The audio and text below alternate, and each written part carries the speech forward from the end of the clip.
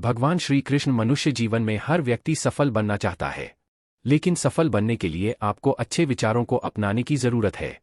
श्री कृष्ण के उपदेशों से आपके जीवन में सकारात्मक बदलाव आते हैं और इससे आपका जीवन बदल जाता है। यही कारण है कि कृष्ण के विचारों को सुखी जीवन का सूत्र कहा जाता है। सफल बनने के लिए हर व्यक्ति का अपना एक लक्ष्य पहले से ही निर्धारित होता है और वह उसी के अनुरूप काम करता है। लेकिन कई बार ऐसा होता है कि आप जो बनना चाहते हैं वैसा नहीं बन पाते हैं। कुछ लोग इसे लेकर यह मान लेते हैं कि शायद उनकी किस्मत में ही यही लिखा होगा, तो वहीं कुछ लोग अपनी किस्मत को खराब कहने लगते हैं और कुछ लोग यह मानकर संतुष्ट हो जाते हैं कि शायद वह इसे डिजर्व ही नहीं करते थे। लेकिन इसका असली कारण कुछ और ही होता है। श्री कृष्ण की इस कहानी से जानते हैं इसका कारण।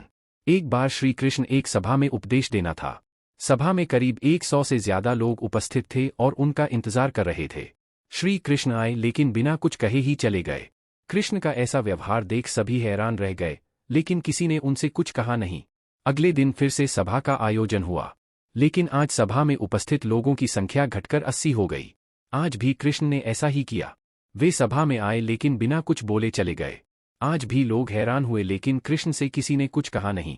अगले दिन फिर से सभा का आयोजन हुआ और लोगों की संख्या घटकर 50 हो गई। कृष्ण फिर से सभा में आए और बिना कुछ बोले ही चले गए। आज भी कृष्ण से किसी ने कोई प्रश्न नहीं किया।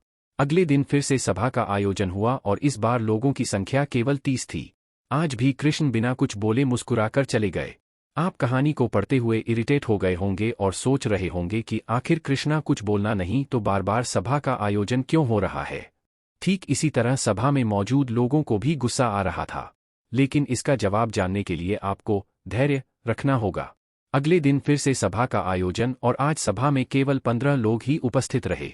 लेकिन आज श्री कृष्ण ने अपना स्थान ग्रहण कर लिया और उपदेश देने के लिए बैठ गए।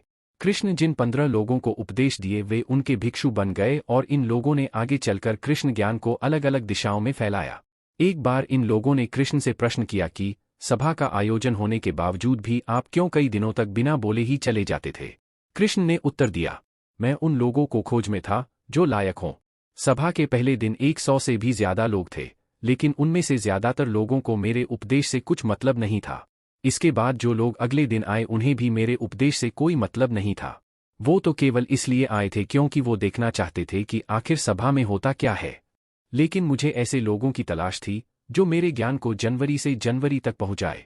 मैं कई दिनों तक इसलिए बिना बोले चला गया क्योंकि मैं यह देखना चाहता था कि आखिर वो कौन लोग हैं तो सच में मेरे उपदेश को सुनना चाहते हैं और जिन्हें वास्तव में ज्ञान पाने की प्यास थी।